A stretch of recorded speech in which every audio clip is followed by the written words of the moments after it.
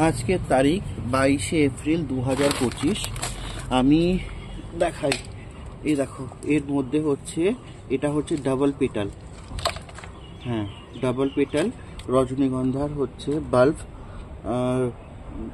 একটা বাল্ব দিয়েছিল, ওটাকেই লাগিয়ে রেখে দিয়েছিলাম, ফুল টুল হয়নি। এখন এই বাল্বটাকে রিপোর্ট করব। আমি মাটি তৈরি দেখানোর জন্য এটা করা, তো এটা পাশে রাখি, থাকলো পাশে। মাটি তৈরির জন্য আমি যেগুলো নিচ্ছি, এই যে গোবর সার,